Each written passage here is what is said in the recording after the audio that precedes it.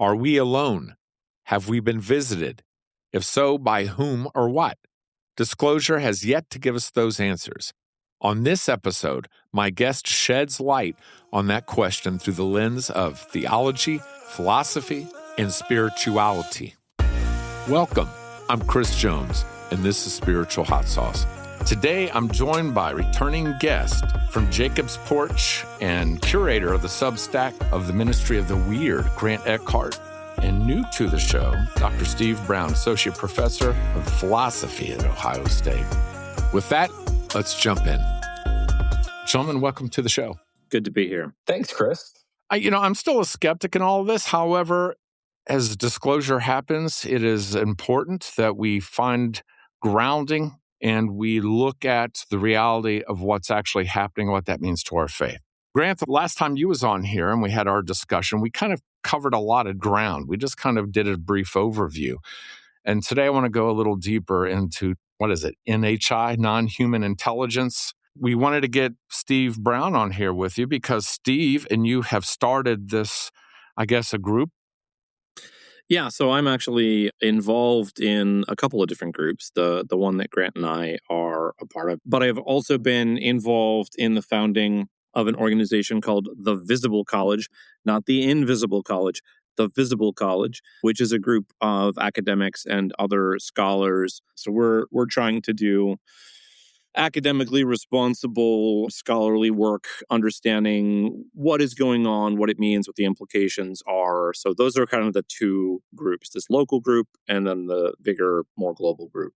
This should be interesting then. Grant, I know that you went through and you was putting together different levels of depths or degrees in this.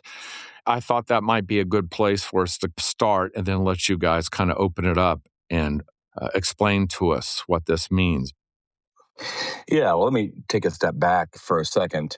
But Steve and I have been meeting here after each Department of War release of the UAP videos and documents at Jacob's Porch. It's an open to the public event. And one of the main things that we said the first time was we want to resist the temptation that their propaganda that seems to be out there that wants to create a very strong frame of what's going on. We heard from Vice President Vance and a group of Christian pastors and others who are saying this is all demonic. That's a very strong frame where the pastor is saying this is the time of Noah. So these frames are already being set on top of what we're getting through the government release of files, where it seems to be a very deliberate kind of slow drip. And it's, there's a purpose for what they're releasing, even some fake videos in with real videos. And so all these are prompting the question of why are these frames being set and why are we being pushed into particular directions of what's going on? And I think Steve and I really want to say, let's just take a step back. Let's just watch and learn and take every little bit one step at a time rather than being thrust into an all or nothing frame before the disclosure process has even gotten rolling. And so as part of that, and in preparation for this discussion a little bit, I know, Chris, you wanted to talk about different kinds of disclosure phenomena that are out there in the water. I had written 5 different levels of disclosure, especially from the perspective of the nature of complexity for theological reflection from a Christian theological perspective. Some are not very difficult to deal with. Some would be difficult to deal with. And I like to give thought now to what those theological complexities is. It's even in hypotheticals of what may come out, not knowing, of course, really anything of substantively of what the nature of these phenomenon or UAP are, but to give some theological reflection in advance. So yeah, basically I gave 5 different levels of disclosure, and the first 2 were pretty low bar. There's not much theological change or reflection, a little bit, but nothing too significant. The first of those I put out was simply that the UAP phenomenon is simply what traditional Christians would call angels and demons, powers, thrones, dominions, intelligences, all those kinds of things. That there's not other species involved, but pretty much the anthropology and metaphysics all stay the same within that paradigm, and that we see in Scripture. And I think I like to raise that first to just bring it back into there is likely spirituality of some kind involved in disclosure. It's not all materialist ships and biologics, from my perspective. That's a part of it, likely, but the nature of that is unknown. And I'm more interested in some of the spiritual dimensions of it. So right from the outset at this thing I'm, calling level one, it just kind of doubles down on the spiritual nature of this. It kind of reminds me of the Book of Enoch, where we're talking about Nephilim and the Watchers and all that, this kind of a different structure that's happening outside of humanity. Yeah. But it's interesting that anytime we bring up demons or angels, we automatically think that these are entities that need no ships or no technology. They just are. Steve, you as a philosopher have to have some insight, I'm sure, into how you would perceive that. Yeah, I mean, so the type of philosophy that I tend to do is the philosophy of religion. In religious studies, you intentionally bracket the question of what is true at any kind of cosmic level, right? It's just sort of focused on what is true at the human level. And that's not what the philosophy of religion does, right? The philosophy of religion really is about trying to figure out what's true. So about 10 years ago, I started teaching the Asian philosophies class here at OSU. And I've tried to kind of expand for my own personal self, expand that methodology. Like, what are the arguments, and how would we evaluate them, and especially how would we compare them, or kind of compare the punchlines of them across the different contexts. So I'm always looking for similar argumentative structures, similar punchlines across these different religious traditions, right? So we can talk about that at the level of what I just like to call big G God or macro God, which is, the ground of all being, the foundation of absolutely everything, right? Like, and there can only be one of those, right? Like, if you define something as the ground of all being, then there can only be one of those things that is the ground of all being, right? Very Hindu perspective. Exactly. This is one of these places where we see quite a lot of shared theology, actually, between Christian theology, Hindu theology, obviously Islamic and Jewish theology, right? And actually a surprising number of theologies have some kind of, there must be an absolute foundation to everything. Mm-hmm. But then there's this question of, is there something in between there? Right? So if like the ground of absolutely everything, and then humans and our, our colleagues, our animal colleagues here on this planet, right? Might there be something in between? And essentially every tradition has said, yes, there are things that are superhuman in some sense.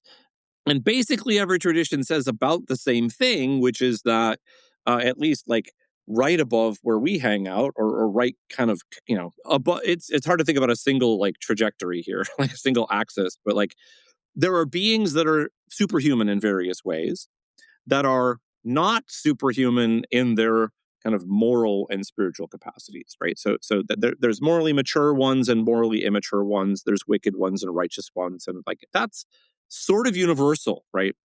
And so like one thing I just want to be very, very, very clear about is that every tradition has done that, and Christianity does have this tendency to say, well, there's the angels and they're ours, and then everything else everywhere else is a demon, even the things that like so Hinduism has its own concept of things that are demons and things that aren't demons, right? Things that are devas, or various kinds of spiritual helper beings, and this is true across the board, right? And one thing that Christianity has tended to do is say, if it's not something that is in our text, then it's a demon. And I just want to wave my flag about that and say, well, we can't do that, right? Like if there are helper beings that we encounter in the Christian context, we can't just rule out the possibility that these helper beings that are being seen in other contexts might also be good helpers. Steve and I have talked about this extensively. And I think, Steve is correct in identifying that in Christianity, especially if you read Augustine's City of God, his main purpose there is to look at all of the various deities in the pantheon and say that they're all, incompetent, bad, but ultimately that they're against God. Because you have the kingdom of the devil, the kingdom of this world, and the kingdom of God in his paradigm there. And so at that point, especially within the Western theological tradition, everything that is not oriented towards God and a messenger of God is bad. And so that's where I think in more modern times, or not even modern, but for a long time, Christians have seen deities in other religions as demons, because idolatry is one of the big no-nos within Judaism and Christianity. So anything that's not listed on the team must be a demon if people are worshiping it, because that would be idolatry, and that's one of the big bads. And so I like that Steve is pointing out, like, do we really have to say that, all of these deities in these other religions, all the devas, especially in Hinduism, must we say these are all demons? It certainly doesn't help interreligious dialogue, but I think it kind of narrows, it can narrow the scope. And I think Christianity also is a bit bigger bigger than that in terms of what tradition you're looking at, that not everyone is not working with us, is against us. Jesus says that. So can there be room to say that if there are these other deities and other religions, so that if they have common goals, that they're not just demonic? And that's really relevant to this whole UFO moment, right? Like if it turns out that there are beings of whatever kind they are, maybe they've flown here from other planets, maybe they're interdimensional in some sense, spiritual in some sense, right? Like we can't just say that because they are different from us, they're bad. So, I mean, no doubt some of them would be bad, just like some of them would be good, just like there are across different groups of humans and, across different kinds of spiritual beings that we see in the Christian tradition. So, I mean, this was sort of the main punchline of the talk that Grant and I gave a couple of weeks ago. You can't classify a whole group of entities as good or a whole group of entities as bad, structured by the type of thing they are. God makes things, and then they have the capacity to be good and to be evil of that type. In traditional Christian angelology, demons are fallen angels, and then some of them are against God and some of them are for God. So you can't say of a type that type is good or bad. Yeah.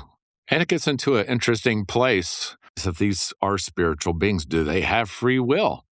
And this might be, I don't know if this is a place of disagreement between Steve and I or not, but when you talk about free will from a Christian perspective, you have within especially patristic theology, the gnomic will. The gnomic will is that which isn't always oriented towards the good and can act willfully on the good. It, can do bad and good. It's fallen.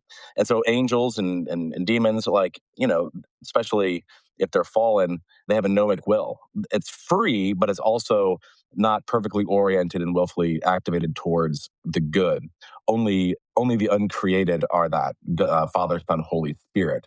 We should probably define good, though, what we're talking about when we say good. Well, the good is, in Christian theology and others too, the good is God and God's self. Evil is a privation of the good. It's not a substantial thing.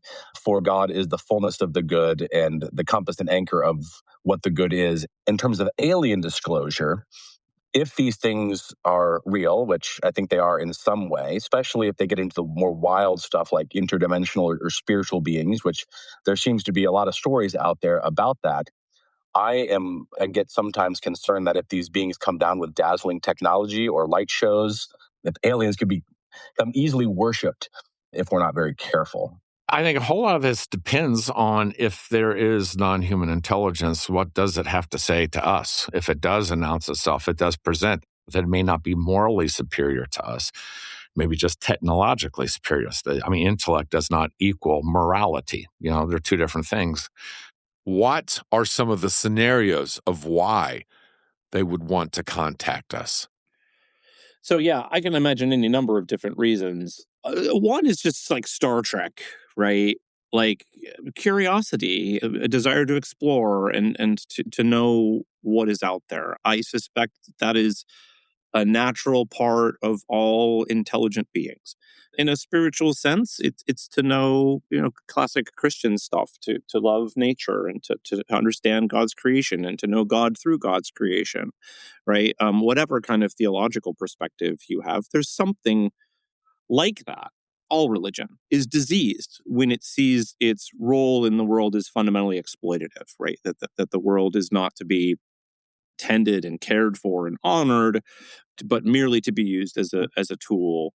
And that's when we see our most grotesque behaviors, right? There could be many reasons why non-human intelligences would want to be in contact with us.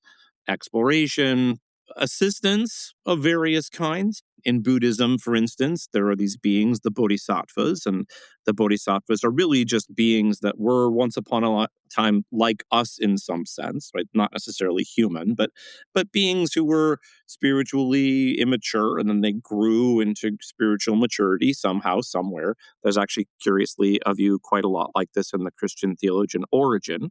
They become, in Buddhism, they become these ascended kinds of beings, and they help other people. They help people approach righteousness, approach wisdom, approach enlightenment, right?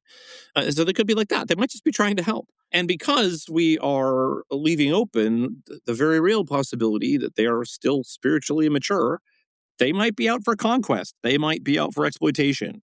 There's every reason to believe that some of them might be doing that. That's one thing I love about alien lore is it's a wonderful playground of and rich material for theological reflection. There's some of my favorite stories for why they would be coming and visiting Earth. The cosmic pit stop story, that if you look at the rings of our galaxy, this is kind of a vacant area with not a lot of solar systems around us, and it's a great kind of gas station. Maybe that's a possibility. This is a place to grab resources and go. Another more off the wall one that I find fascinating is, and I was talking to Jeff Kripal about this. Steve and I had breakfast with him, the Rice University professor, about perhaps all of these beings are in fact human ancestors whose spirits are having fun and doing things around us, and they're here because this is where they're from, and they can kind of interact with us through the veil, just like other unseen beings do, like angels or demons. That's a kind of a fun story just to toy around with and theologize around. And then you've got the really horrible things, like the prison planet, death trap kinds of things. I put that at a level 5 on the list of, big galactic war, and the good guys lost, the rebels lost, and this is a prison planet for consciousness where we're trapped here, and these malevolent beings continue to force reincarnate us because they can derive some energy or something from it. They call this loosh in the Robert Monroe kind of strand of alien lore. They can harvest that kind of thing for energy and psionic resources and all these kind of things. It's a pretty despairing outlook, but not unlike Toll House theology and Eastern Orthodoxy. I noticed recently, as all of this disclosure is happening, a little story that Father Seraphim Rose is now on the path towards veneration and sainthood. They just begun that. And one of his he wrote on ufology. He was more in the all are demons camp, but he was the one that really brought back this Toll House theology of when you die, you have to go through all these archonic demonic powers because you are trapped here, and they will oppress and test you at every level before you can then ascend to heaven. I found that a particularly cruel kind of theology, but within this kind of system, there are resources for theological reflections, even in these worst case scenarios. So what's the reason they're coming? Who knows at this point? But for now, there's lots of kind of things to play around with that you hear, online. Yeah. And those are probably my top 3 favorite or most interesting. Why now, though? Why would they want to contact us now? Or maybe they haven't. This may not be the first time they've contacted us, just the first time that we are aware of it in our generation. But why now? Why is this coming up, and why is this such a thing?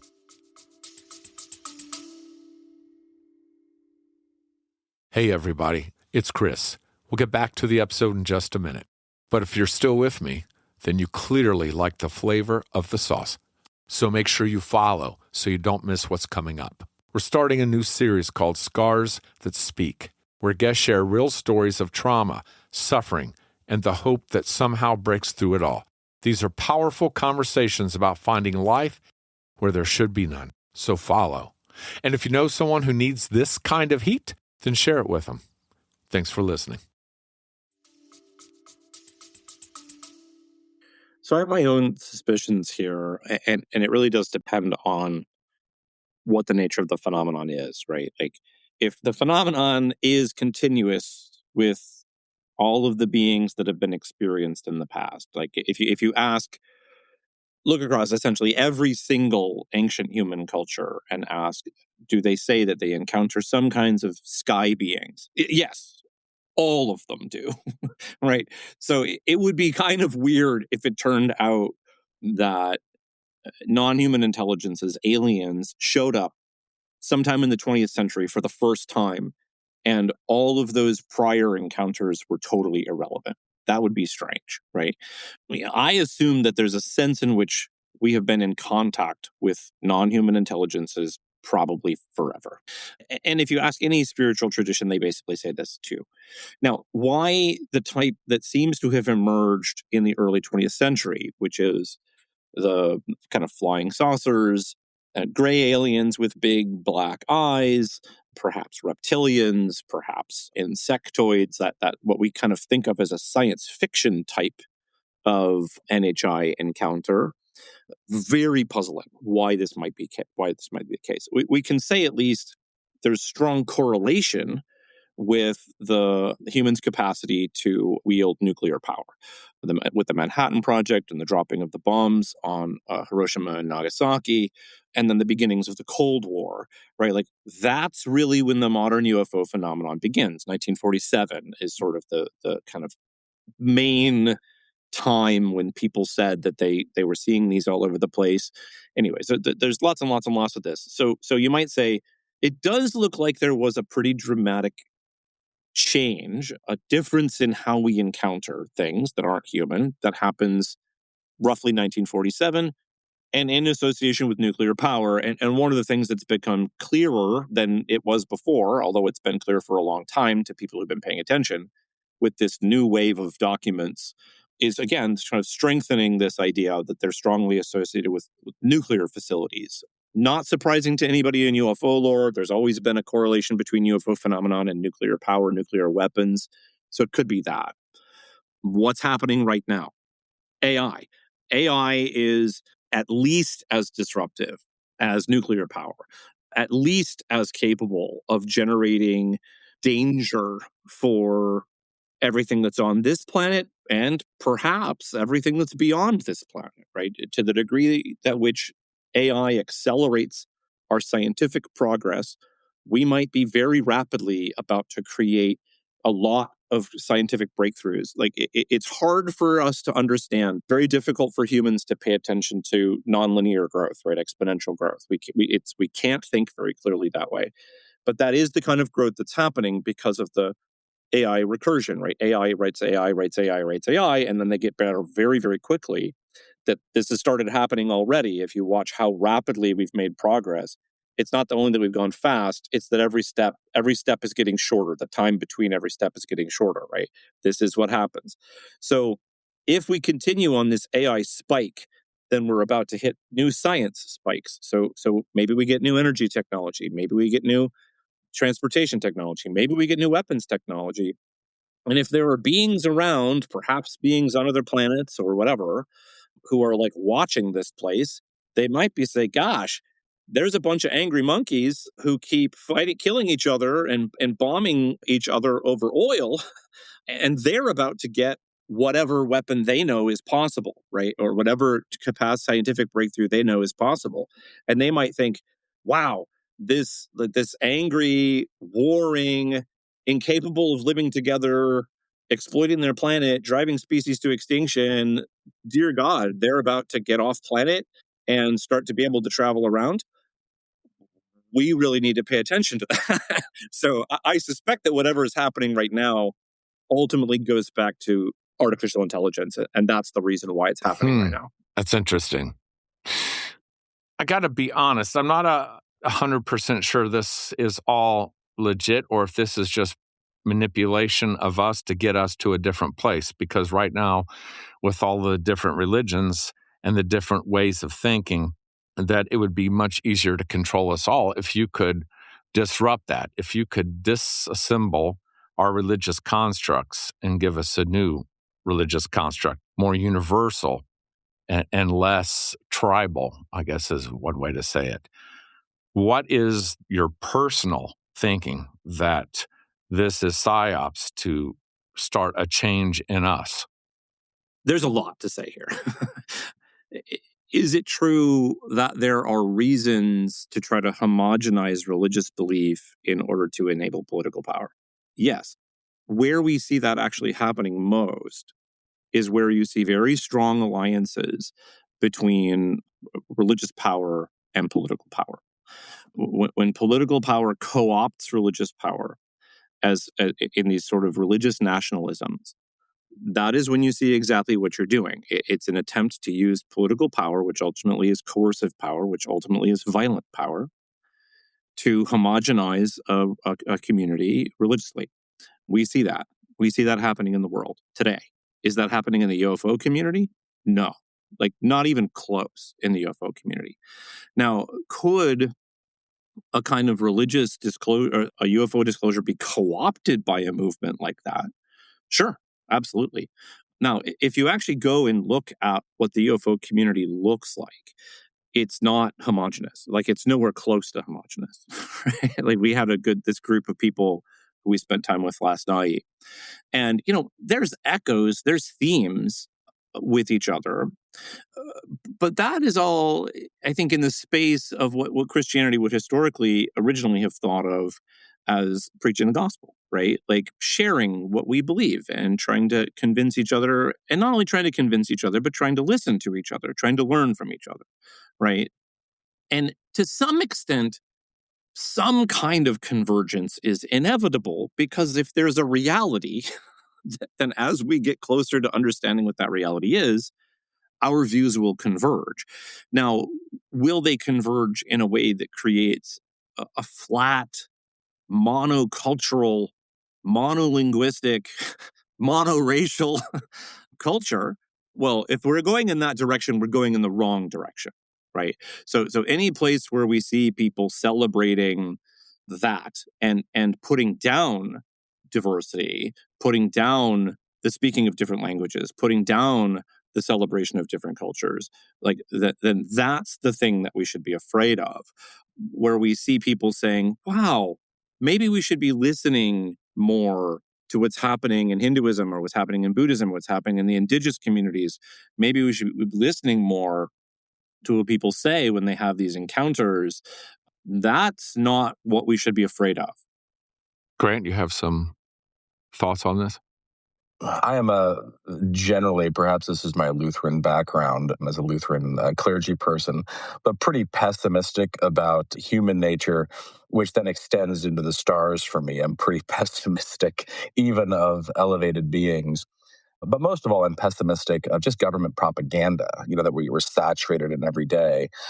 I think Project Bluebeam, if you're familiar with that kind of alien lore piece of there is a big government psyop to control the population through signs and wonders that they will perform to create one world religion. I think that's the great purifier sometimes whenever I think, oh, maybe there's something here to this line of thinking, down this choose your own adventure path of alien lore. Project Bluebeam is that great equalizer that's like, just be careful of everything because it all could be a psyop. So I'm generally a pessimistic person on that. And I generally do not like the theosophical tradition. There's some interesting things there, or Madame Blavatsky, or the perennial philosophy with Aldous Huxley. It just kind of takes all this ancient tradition and tries to make it one thing that we can all get on board with. And it does, it just bastardizes all religious traditions and puts them all into one, and I think a fairly incoherent way. But that seems to be within some alien community lore, not so much in the groups that Steve and I are gathering with, but that seems to be the go-to kind of thing. Well, the perennial philosophy, all of theosophy, that must be the truth. I would prefer that not be, and I'm not going to get into that very easily because I think it's not a great system. But I think your question, Chris, is just on epistemology and how will we know what we know? Right now we don't really know anything. We have little drops of dots on the screen from government officials. We have stories, abduction cases.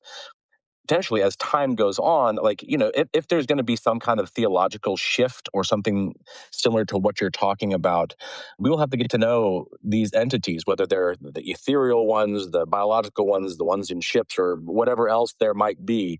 Well, your religions are all false. Well, how can I understand that? There has to be some mechanism by which I can know that and reach a certain threshold of knowing in order to change views. So there has to be a lot of steps, and I'm not even sure how that would happen. but presuming it would, and everybody's going to have a different threshold. That will be the interesting thing that unfolds for me, is how do we know what we know, and how will, at what point, when a threshold is met and there's a pinch point theologically, what will happen then? And that goes back to our last talk of, well, at least in terms of the Christian tradition, we've already done that. There's options, and we schism, we synthesize that information, we syncretize it. Those are things that church has done before, but that will be different for every denomination, congregation, or even individual church member to figure out where that epistemological threshold is for when they know what's going on. Right now, nobody knows anything, and there's lots of crumbs everywhere. But to me, it's far too early. It's good to do speculative theology and comparative study and have lots of conversation and think deeply now. But in terms of where the rubber meets the road, we're pretty far from that in terms of knowing what's going on and who these beings are specifically, and how we could even believe them if there are any beings, and how we could even believe just them on their word. Maybe something like telepathic communication could help, but who knows what will be down the road. Just quickly, in response to a couple of things that Grant said, I don't think I agree that we know nothing, right? There is under the assumption that there is a here. Mm-hmm. I think we know that there's concern about nuclear power. We definitely know that there's concern about the environment. Like that's very consistent threads across all of the encounters that people are having, right? And here's the kind of thing where I'm going to say, like, this is my new favorite phrase. The answer to metaphysical uncertainty is moral certainty, right? Like when you don't know the nature of reality, what you have to know is who you want to be in that reality. What are your values? What do you want to be like, right? And if there are beings who are saying to us, hey, you should take care of your planet and not destroy whole cities filled with beautiful people because of these wars that you keep fighting. Yeah, right. That seems very consistent with every great moral tradition, right? But this has always been the spiritual test. Just take off all of our alien lore. Here's a being. It looks beautiful. It's glowing and it has beautiful wings and it's singing songs to you. Is that an angel or a demon? You can't tell by looking at it. That's always been the teaching of the church. You can't tell by looking at it. The only way you can know is what it's saying align with the values that you have been taught are the correct values. Is that being telling you to love your neighbor and care for your planet? Then it's, maybe it's a demon who's tricking you right this moment by telling you something that's morally good. Okay, then fine. The fact that it originally told me to love my neighbor and care for my planet was a ruse. But then, like, how do you know it's a ruse? Like, when does it matter if it's a ruse? When the morality hits the road. So, like, this is the place where we actually have a huge amount of clarity, especially as people who identify with the gospel, with Christianity, with the Sermon on the Mount, right? Like, we know what to do. We're supposed to take care of the widows and the orphans and the prostitutes and the tax collectors and the poor and the powerless, and right, like, and the imprisoned and the sick, right? Like, that's what we're supposed to do. Are we doing that? Then we're on the right team. This has always been the teaching of the church, right? Like, you have to look at the moral content of what is being said. That's the only way to discern the spirits. So you're saying basically judge them by their fruits. By specifically those fruits that Jesus made very, very clear to us. All right, so I got one last question for you. Grant, you believe? That's a huge question mark. So I can't say yes, because I don't know what I'm saying yes to. Now, if the question is specifically, are there other entities around that are producing these ships that are non-human in origin? I think yes. I think that is very, very likely. There's enough anecdotal evidence, and I think we start doing damage to lots of people and gaslighting them for their testimony. Now, with all the hearings and all the UAP drops, there is something going on. There are, aliens, but again, alien just means other. And so I believe that. But in terms of belief, for me, that's a whole worldview kind of thing that Steve kind of hinted at. There's the morality, and then there's the metaphysics, there's the whole thing. That's the kind of thing that I would want to be first in line to ask the little green men of, what's the big cosmic story? So I can then properly answer the question of what do I believe in. But if there's just these entities, yeah, I'm pretty convinced at this point. I always leave a little hedgeroom, but, that's where it's at. Steve, how about you? Yeah. I'm less. I'm less hesitant to say that I believe. Okay, so first of all, in like modern contemporary philosophy, we don't usually do just believe, disbelieve. You have like a range of credences, right? Like how confident you are. So like, am I above 50%? Yeah, I'm definitely above 50%. That there's some kind. Okay, let me say it this way: there is some truth in what these encounters that people have are. That there's a there. What is it? Is it what it seems? Is it what it looks like? Is it something from another dimension poking itself in that looks like something that's we're familiar with but isn't actually that? Is it like the end of the... So my actual preferred view for at least some of these things is very similar to what happens at the second book in C.S. Lewis's space trilogy, Paralandra, where there are these beings, the Oyarsa of the different planets, right? And they shapeshift, right? They look like the weird wheels and strange diagonal geometric kinds of mind-bending shapes, and then they show up and they look sort of human. I suspect that at least some of what we're dealing with is that level of weird. But yeah, I think there's something going on. Do I think that the US government is hiding important information about this from the populace? Definitely. They're definitely hiding information from the populace. Now, what are they hiding?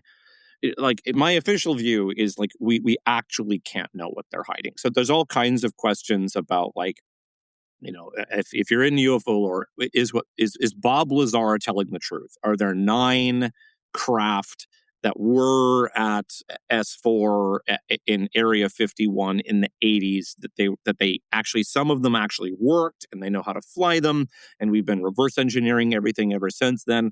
Like that's a very consistent thread through the lore, right? That not only are they here, but we've recovered them and we've tried to reverse engineer them and we've had some success. So we have alien reproduction vehicles.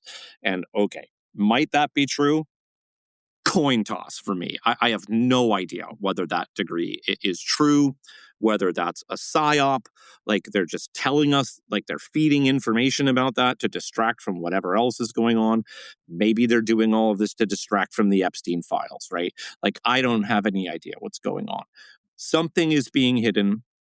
It might be all of that. It might be some of that. It might have nothing to do with that. It might be really bizarre kind of spiritual occult stuff, right? That I mean, definitely seems to have happened in the history of the intelligence community. Go look at Aleister Crowley and Jack Parsons and Kenneth Grant and Michael Aquino. Operation Paperclip in general. Operation Paperclip and MK Ultra. And look, there's been some really weird, dark stuff that's been going on in or adjacent to the US government for a very long time. How does that relate to this? I really have no idea, right? But like, go look at Michael Aquino and who he was and who he said he was publicly. Go read the things that he published about himself, about Set, the Egyptian god of chaos, and then go look at the things he was accused of, compare those to things that are happening in the Epstein files today, and then don't sleep comfortably, because there's some very uncomfortable possibilities that really might be there.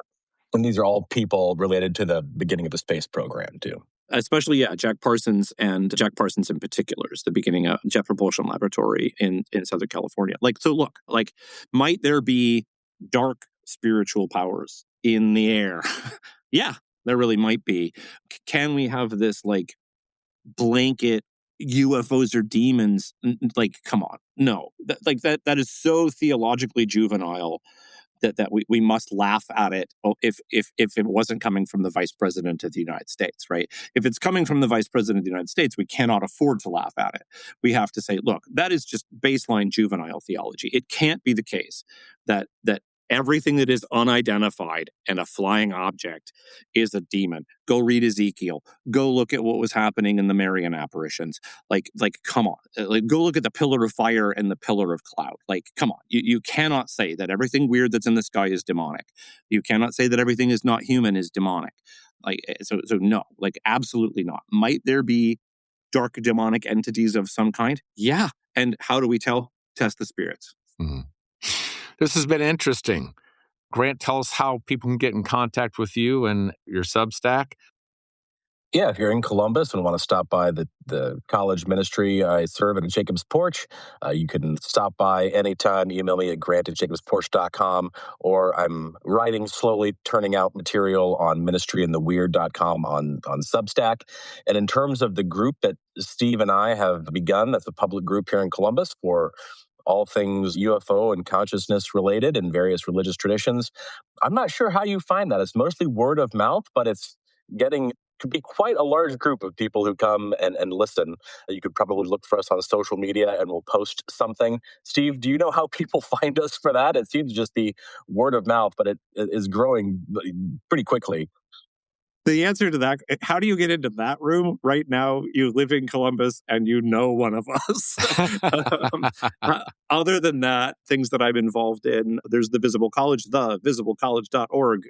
We're trying to be flexible about what the admission conditions are to the Visible College, because we don't want to say you have to have a PhD and be teaching in a university. If you do have a PhD and are teaching in a university, you're in. In fact, in general, if you have a PhD from a kind of ordinary accredited institution, you're in. I do personally have a YouTube channel, not very excitingly, called Stephen Brown Philosophy. If you look for Stephen Brown Philosophy YouTube Aliens, you'll definitely find it. But I do want to say that I think this kind of thing that Grant and I are doing here in Columbus is going to be more and more important. That getting people together in community contexts to sit in the weird lovingly and open-mindedly together, caring for each other through whatever kind of turbulence and chaos might be on the horizon. We need to be doing this.